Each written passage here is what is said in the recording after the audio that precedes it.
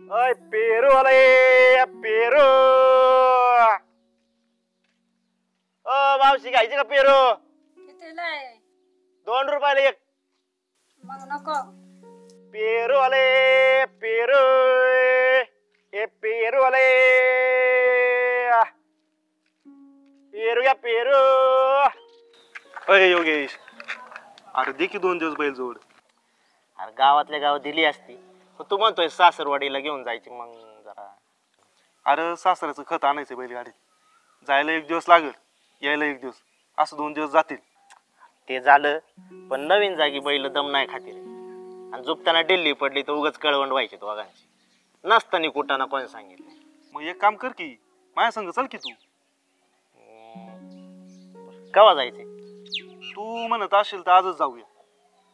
नाही आज नाही जमायचं बुवा, उद्या जायचं का? बर चालतंय. चाल हा चलू का? हा. ए बागेत कोणी? बागेत कोण नाही, जा ये पाठी भरून घेऊन. चलू का? हा. ए पेरूले.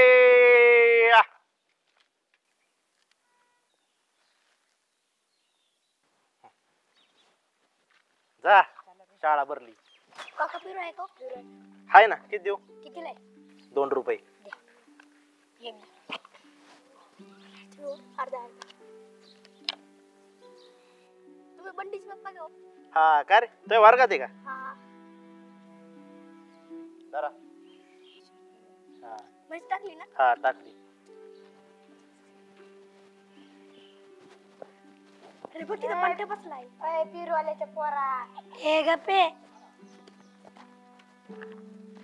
ए बंट्या, अरे बस ना सायकल वर. मला नाही बसायचं तुझ्या सायकल. काय आलं?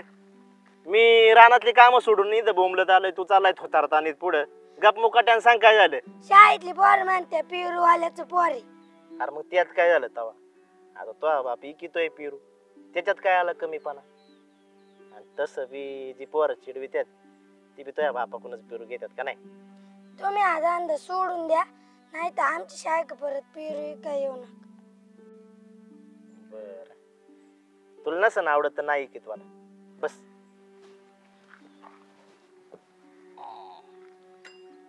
कसे जो लग्नात वाजितो तो वाजंत्री, जो शेती करतो तो शेतकरी, जो पेरू इकितो तो पेरूवाला. धंदा आहे ना नावावर नाही चालत, प्रामाणिकपणावर चालतो. काय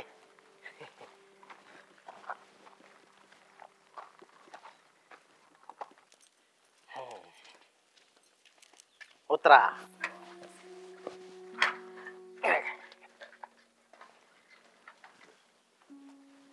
आले का? हा पोऱ्या फुगलाय बघ. काय रे, काय झालं फुगायला? आई बाबांना दुसरं काहीतरी विकायला सांग ना, पेरू विकायला नको सांग. अरे तुझा बाबा बागायतदार आहे, त्याच्याकडं रोज 10 बायका रोजंदारीवर कामाला असतात. त्याला धंदा करायची काही गरज नाही. मग शाळेवर कशाला पेरू विकायला येतात? तू लहान असताना त्या गारीगरवाल्याकडे बोट दाखवायचा आणि घेऊन मागायचा, पण तुझ्या आजारपणामुळे आम्ही तुला घेऊन देत नसायचो. तेव्हा तू तुझ्या बापाला म्हटला होता, बाबा तुम्ही असं काहीतरी विका की मी रोज घेऊन खात जाईल. तेव्हापासून तुझा बाबा तुझ्या आवडीचा पेरू रोज तुझ्यासाठी विकायला लागलाय. बाबा तुम्हाला कोणी काय म्हणलं का मला राग येतो, म्हणून म्हणलं पेरूचा धंदा नका करू. तुला नसन आवडत तर नाही की तुला. आणि मी करा म्हंटल तर अरे तू करा म्हणल्या की दुनिया इकून दाखवीन तुला. आता पोरांनी काय बी म्हणते मी त्यांना उत्तर देईन. हुशार आहे बर का पोरग. जा कापड बदलून घे आणि खाऊन घे. चला तुम्ही पण.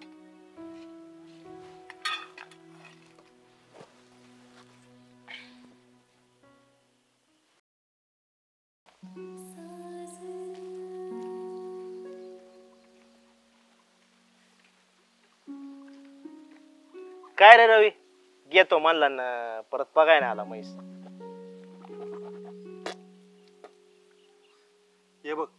तुझी म्हैस दुसऱ्या इथंशी. मी तुला बोललो 50,000 रुपये देतो, तू पुढं काय बोललाच नाही. अरे आता सगळा घर प्रपंच माझं तिच्या दुधावर चाललाय. तर बाप आजारी पडला म्हणून इकायला लागती म्हैस. बापाच्या दवापाण्याला खर्च लागणार आहे ना. हे बघ योग्या, मी एकदा इसार जर दिला ना परत माघार घेणार नाही. नीट विचार करून बघ. आता त्याच्यात काही विचार करायचा आहे. बापाची म्हैस बापाच्या आजारपणासाठी इकली तर काय बिघडलं. आणि तुम्ही या इसार घेऊन आणि दावणीची म्हैस घेऊन जा. हे बघ, आता मी तुझ्या हातावर 10,000 रुपये टिकवीन. राहिलेले 2 दिवसात म्हैस पिळली का मग आणून देतो. आणि अजून एक, जर म्हशीने कासाला हात घालून नाही दिला तर तुझ्या घरी आणून बांधील. नीट विचार करून बघ तू. हो, शेतकऱ्याची म्हैस आहे, व्यापाऱ्याची नाही. तिला अशी खोड नाही. तुम्ही या इसार घेऊन. बरं चालते, तू हे पुढं, मी येतो तुझ्या घरी इसार घेऊन. बर.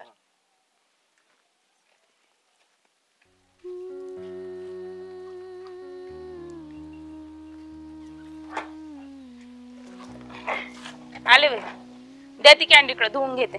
अगं ते कॅन राहू दे. ती म्हैस सोड आणि तिच्यावर 4-5 बादल्या वत 2 काढ वही पटकन. अहो शिरवाळ पडल्यावर धुता येईल. सकाळी सकाळी काही तारीख पडली वे, द्या. राहू दे. अगं तो रव्या म्हैस बघायला येणार आहे म्हणून म्हणलं. रव्या येणार आहे बघायला की न्यायला? तेच ते. जा आणि गुळाचा काढा चारा विसरू नको. चल. अहो, अरे गोळाचा खडा चारल्या वेगळं मी पण तिला वाटत घेणार नाही. ठीक आहे, हे 10,000 रुपये. आणि आपल्या वायद्याप्रमाणे तिने जर कासाला हात घालून दिला तर पुढले पैसे तुझं घेऊन जा. हे बघा, मी अजिबात म्हशीला हात नाही लावू देणार. अहो त्या म्हशीवर माझं घरदार चालतंय. तिलाच विकलं तर आम्ही खायचं काय? ए, तुला माहिती ना म्हातारा आजारी. त्याचा खोकू खोकून पार नरड्याच्या शिरा तुटायला लागल्या. असंच मरून द्यायचं का त्याला? त्याच्या म्हातारपणात त्याची म्हैस उपयोगी नाही पडली तर काय पेटवायची का ती? अहो म्हाताऱ्याला जर कळलं ना त्याची म्हैस गोट्यात नाही, त्या क्षणाला जीव सोडतील ते. म्हातारी गेली तेव्हापासून त्यांनी स्वतःचा जीव त्या म्हशीत ओतून ठेवलाय. म्हस आजारी पडली तेव्हा ते बी आजारी पडले. म्हैस तर बरी झाली, पण यांचाच आजार वाढत गेला. कारण त्यांनी उरलेलं आयुष्य आहे ना त्या म्हशीला देऊन ठेवले. आणि आता या क्षणाला त्यांची म्हैस विकणे म्हणजे अन्नाला विकणे असं नाही का होणार?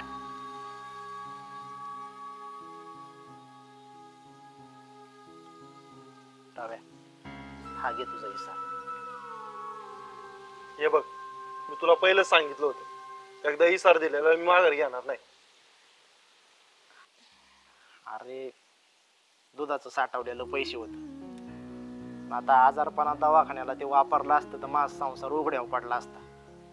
म्हणून म्हैसी काय काढली होती. आणि माझा संसार झाकायसाठी मी माझ्या बापाची इस्टेट नाही काय जोडली.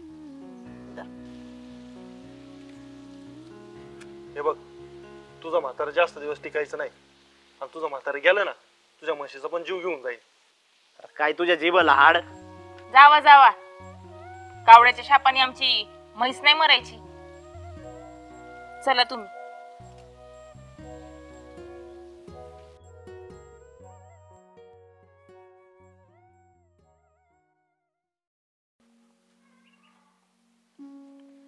अरे रवी, ये. येस न्या, ऐकलं का कोण आलंय बघ. बस. काय हो? हे बघ, माझा पुण्याचा मित्र आलाय रवी. शिक्षक आहे बर का. आणि वर्गात सगळ्यात जास्त हुशार हाच होता. मास्तर पेक्षा जास्त मला हाच शिकवायचा. बरं ते असो, तू चहा टाक बरं. हा. वर्गात शिकून सगळ्यात पुढे तू गेला, पण लग्नाच्या बाबतीत मात्र बाकीचे तुझ्या पुढे गेले बर का. अरे आता वय वाढत चाललं, घ्यायचं लग्न करून. लोकांच्या तोंडाला काय आवर घालता येतो का? लोकांच्या विचाराने कुठे जीवन जगता येते का? आणि एकदा माणूस जर संसारात पडला ना मन मोकळेपणाने जगता येत नाही. आता मी मास्तर म्हटल्यावर मला बायको पण मास्तरीनच पाहिजे ना. आता मास्तर आहे मानल्यावर चांगला पगार असेल नाही का, मग कसला विचार येतो डोक्यात लग्नाचा? अरे पगारासाठी कोणीही शिक्षक होत नाही. आधी 3 वर्ष नॉन ग्रँटेड शाळेत शिकवायला लागतं. पगारासाठी नाही, शिकवायला भेटतं त्यातच समाधान आहे. आता कुठं ग्रँटेड शाळेत लागलोय शिकवायला आणि परमनंट पण झालं. 20-25 हजार पगार पण पडतोय. चहा. रवी, ही माझी बायको स्नेहा. तुला तर काय लग्नाला यायला वेळ भेटला नाही.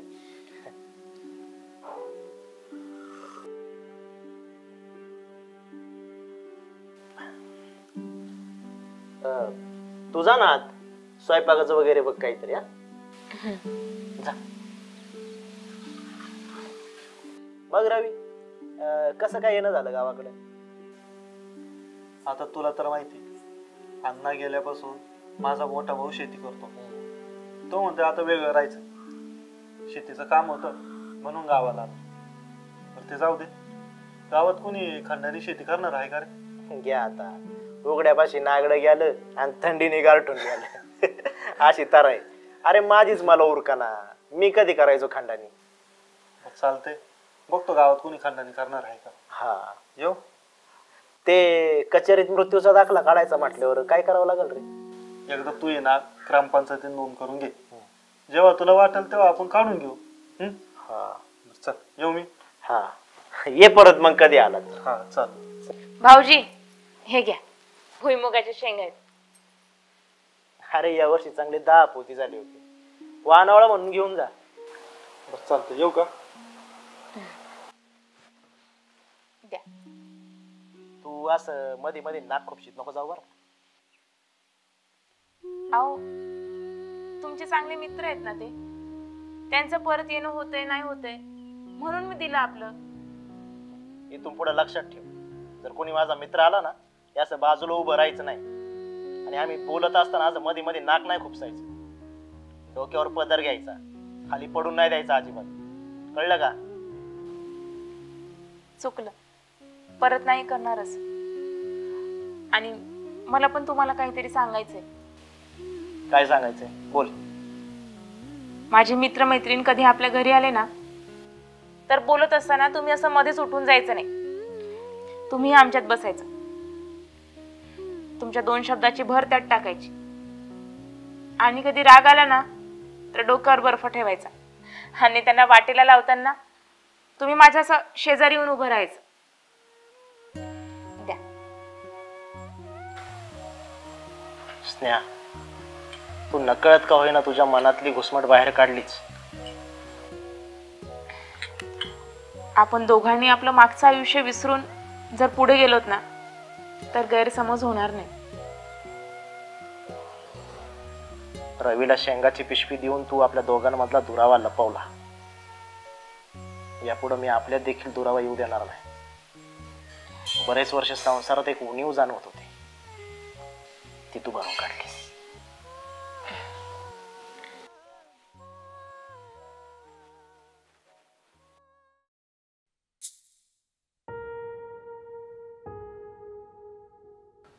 कसं आहे, तुम्ही लोकांनी मला मतदान केलंय आणि म्हणून मी खासदार झालोय. तेव्हा तुमची मदत करणं, तुमची कामं करणं हे आमचं आद्य कर्तव्य आहे. तेव्हा काय काम आहे ते बोला. साहेब, माझं शिक्षण तसं कमीच झालंय आणि बाप बी लवकरच गेला. त्यामुळं सगळी जबाबदारी माझ्यावरच पडली. शेतीसाठी मी कर्ज घेतलं, पण काही म्हणावं तसं पीक नाही निघलं. त्यामुळं जरा कर्ज झालं. ते सगळं आलं लक्षात. पुढं बोल. ते मतदानाच्या टायमिंगला तुम्ही म्हणले होते गावात की ज्याच्यावर कोणावर कर्ज असेल त्यांनी मला येऊन भेटा, कर्ज फेडायला मदत करल, तुम्ही माझे मतदार आहे, कोणीच मरायचं नाही असं. हां, मग तेव्हा शेतीसाठी पैसे उचलले होते आणि काय म्हणावं तसं पीक नाही मिळालं. त्याच्यामुळं कर्ज वाढतच गेलं. बाकीच्या लोकांचं पीक पाणी आलं आहे, पण आता माझ्याकडं खतं बियाणं घ्यायला पैसेच नाही. तेवढी मदत झाली असती तर. मी एकटा कोणाकोणाची कर्ज फेडू रे? हा, आणि त्यात तुम्हाला लोकांची कर्ज असते डायरेक्ट लाखोत. हे काय असं आहे का, एखाद्याच्या मैतीला गेलं आणि 10,000 रुपये मदत करून आलं? हा, एवढं सोपं आहे का ते?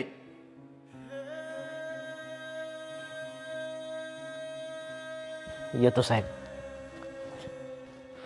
अय बरा करतो मी काहीतरी करतो.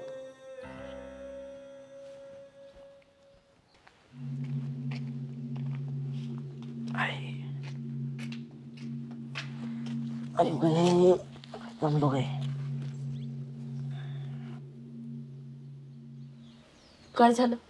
दिले का साहेबांनी पैसे? नाही दिले साहेब, फक्त आश्वासन द्यायलाच असतो. म्हणजे साहेब म्हणाला कोणी मेला तर अंत्यविधीला 10,000 रुपये देईल. आपल्यासारख्यांची कर्ज बिले असतात, कोणाकोणाचं कर्ज फेडणार म्हणलं. बरोबर आहे. आपल्याकडनं मतं घेताना बरं गोड वाटलं त्याला, आणि आता जाऊ दे, त्याची काय चुकी आहे त्याच्यात? त्याच्या जीवावर थोडी कर्ज काढलं होतं आपण. आपलंच नशीब फुटकंय. म्हणजे या वर्षी आपल्या शेतात काहीच नाही उगवणार? उगवणार. ते कसं? साहेब काय बोलले? एखादा माणूस वारला तर त्याच्या अंत्यविधीला 10,000 रुपये देणार. आता काय मारती का मला? उग बसा तुम्ही. तुम्ही कशाला मरताय? मी मरणार. हे सुनबाई, असं काय बोलतीस ग? नाही नाही, या घरात कोणी नाही मरणार. अगं जमीन पडीक पडली तरी चालेल. अगं कित्येक रात्री पिठामध्ये पाणी कालून पोटाची भूक भागवली बघ आम्ही, तरी कधी मरणापर्यंत गेलेलो नाही. अहो सासूबाई, खरं खरं थोडी मरणार आहे मी. मरायचं नाटक करायचंय. तुम्ही त्या साहेबांना फोन लावायचा आणि म्हणायचं माझी बायको वारली. त्यांना म्हणायचं द्या तुम्ही 10,000 रुपये पाठवून. आणि कुणी चेक करायला आलंच तर आपण नाटक करू शकतो ना. काय एडीबिडी झाली का ग तू? आणि खरं साहेब अंत्यविधीला आला मग न्यायचं का तुला मासनात? हा, तुम्ही बसा इथं, काहीच करू नका. माझ्या मरणाची वाट बघा फक्त. अगं मग इथं चाललंय काय? तुझ्या डोक्यात येतंय काय? तुला कळतंय का काही? हा, सुनबाई म्हणती तेच बरोबर आहे. जरी आलं कुणी बघायला मी बघून घेईन. बरं. चला लागू तयार. चला. अहो साहेब, अहो तुम्ही जी आश्वासन दिली ना त्यामुळे सगळी लोक येडी होऊन गेली बा. अहो तुम्ही इकडली काळजी सोडा, एवढं आपलं फक्त पोटा पाण्याचं बा का. अहो तसं नाही हो, कसं आहे शेवटी आपल्या लेकरांची काळजी आपणच घ्यायला लागते ना. रव्या, फोन कट कर. फोन. ए येड्या, अरे तुला काय कळतं का? अरे साहेबांचा फोन चालू आहे. रव्या, अरे माझी बायको तुझी वहिनी कायमची गेली रे. काय? हॅलो साहेब, मी थोड्या वेळ करतो तुम्हाला कॉल. हा. अरे मग इथं कशाला आला तू माझ्याकडे? वहिनी बस थांबायचं ना तिथं. तिथं कायमची जग सोडून गेली रे रव्या. पण अरे माणसाच्या शेवटाला सुद्धा पुढाऱ्यांची, मोठ्या माणसाची गरज लागते. बरं मग मी काय मदत करू तुला? ते तुझं साहेब आहेत ना, ते मतदानाच्या टायमिंगला गावात आले होते. ते म्हणले होते की कोणी जर गावात वारलं तर त्याच्या अंत्यविधीला 10,000 रुपये मदत करणार.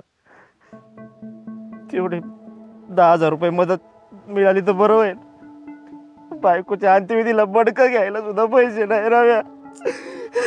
बरं तू रडू नको, मी बघतो काय ते करायचंय. तू एक काम कर, तू आता घरी जा, वहिनी पाशी बस. जा घरी तू जा. तेवढं 10,000 रुपये. हा जा, करतो मी, जा. स्नेहा. वाईट झालं राव. हा हॅलो साहेब. हा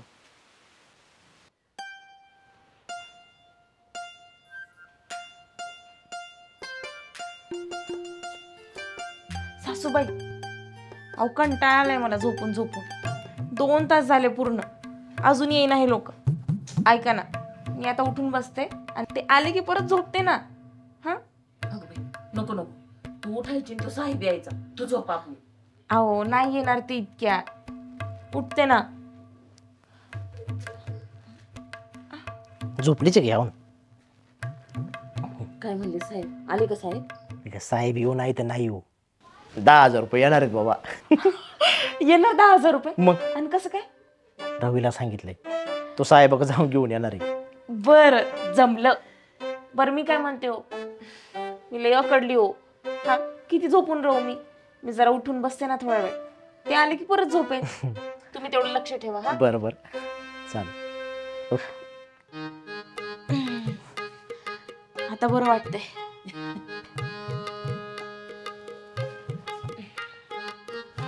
रव्याला पार येण्यात काढला, पळतच गेलो आणि जे रडायला लागलो.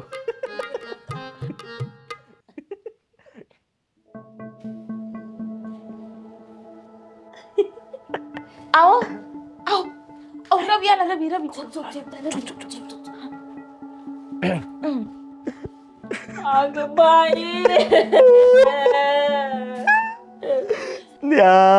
किती चांगली होती माझी सूनबाई. मला अक्षी लेकी सारखी होती ना मा. उठ ना ग स्नेहा. तुम्ही कोणाच्या तोंडाकडे बघूच त्या. आईला हा कोणाच्या मैत्रीला गेला होता का नव्हता? याच्या बायकोच्या मैत्रीला कसं कोणी नाही आलं बरं?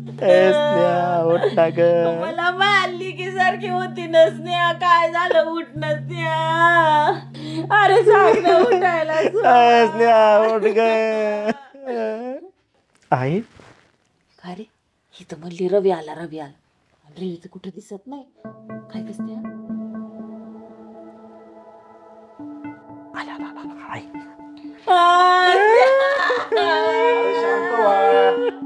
शांत व्हा. उठ ग